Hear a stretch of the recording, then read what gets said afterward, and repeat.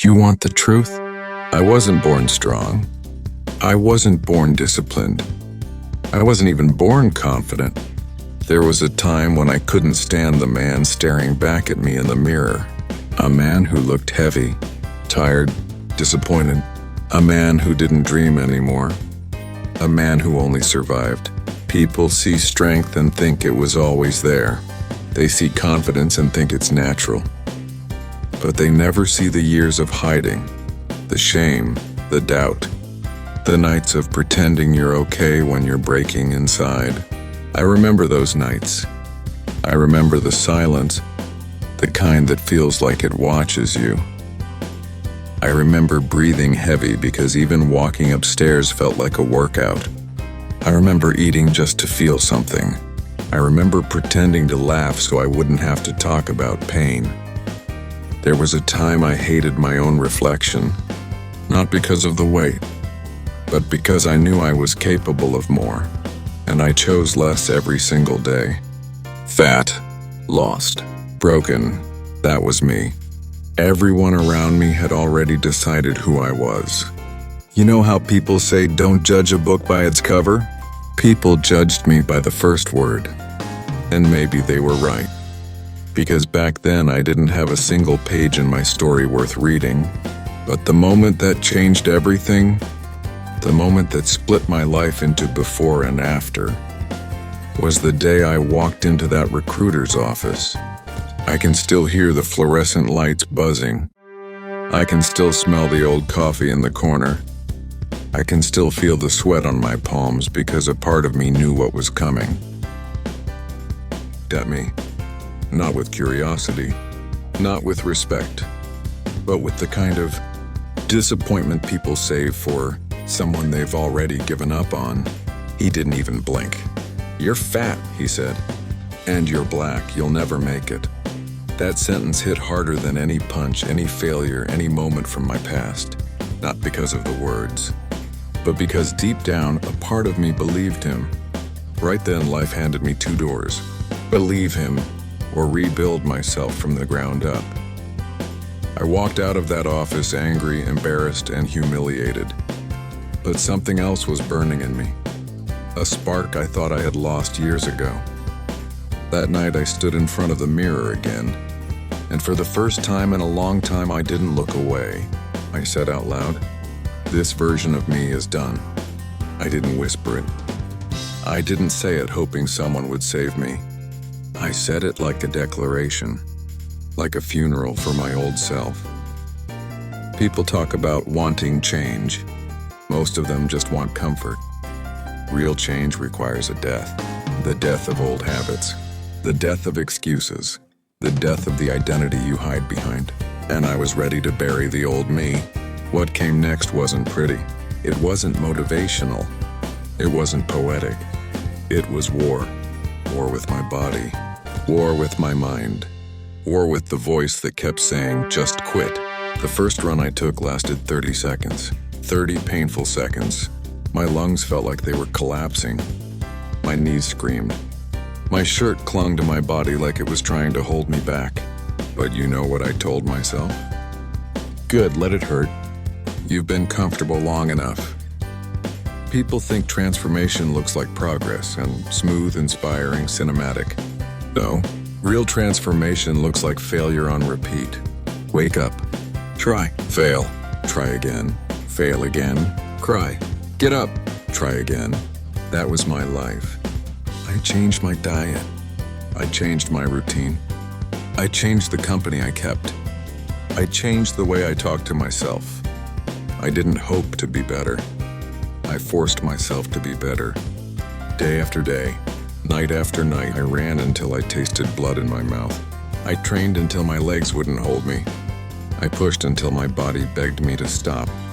And still, I kept going. Why? Because I wasn't fighting to lose weight. I was fighting for my identity. For the man I wanted to become. For the belief I never had. 3 months later, I walked back into that same office. 106 pounds lighter. The recruiter didn't recognize me. He didn't know the war I fought. He didn't understand the nights I spent wrestling with the man in the mirror. He didn't see the thousands of steps no one counted. He just saw the result. And that was the day I learned the truth. Belief isn't given. Belief is built. You don't get belief from compliments. You don't get it from motivation videos. You don't get it from people patting you on the back. You earn it every time you ignore the voice telling you to quit. Every time you do one more rep. Every time you choose discipline over comfort. Every time you get up when you don't want to. That's where belief comes from. People ask me today, how did you do it? What was your secret? There's no secret. There's only suffering. There's only friction. But friction is good. Without friction, you don't grow. Most people run from pain. I ran toward it because I realized something powerful. Pain is a teacher that never lies.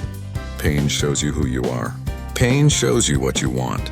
Pain shows you what you're made of. I stopped saying, why me? And started saying, try me. I used my suffering as a training ground. Every obstacle became a test. Every failure became fuel. Every doubt became an enemy I wanted to destroy. I didn't chase confidence. I chased competence. And confidence followed. I didn't chase motivation. I chased discipline. And motivation came eventually. I didn't chase greatness. I chased improvement. And greatness appeared on its own. See, most people wait for the perfect moment. They wait for inspiration. They wait for support.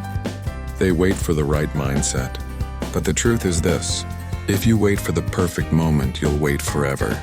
I didn't wait. I built the moment. I built the belief. I built the discipline, brick by brick, rep by rep, step by step, every single day. And little by little, the man in the mirror changed. His shoulders looked stronger. His eyes looked sharper. His posture looked confident. But that wasn't the real transformation.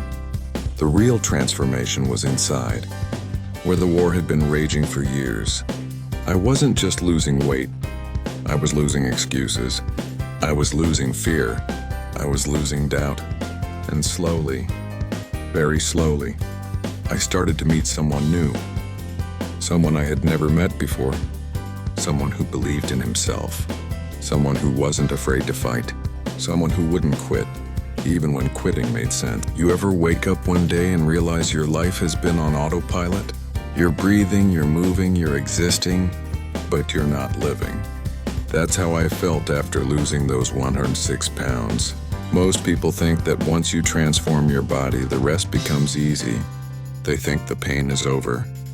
They think you finally made it. But the truth is, the weight loss was only the warm-up. The real battle was just beginning. Because once you change your outside, you're forced to confront the inside. And inside me was a storm, years of doubt, fear, insecurity, and old wounds that never healed. People don't talk about this part. They don't talk about the internal war that comes after the physical one. Because this battle, there's no applause. No progress pictures.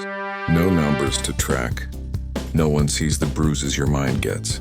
But I knew something. If I was going to become the man I dreamed of, the man people said I could never be, I had to win the battle within. That's when I discovered something that changed everything. Suffering wasn't my enemy. It was my weapon. Most people hate discomfort. They avoid it, escape it, run from it. But I realized something different. Every time I leaned into discomfort, I discovered a new version of myself. So I made a decision that most people will never understand. I was going to find strength inside the suffering. The mindset shift.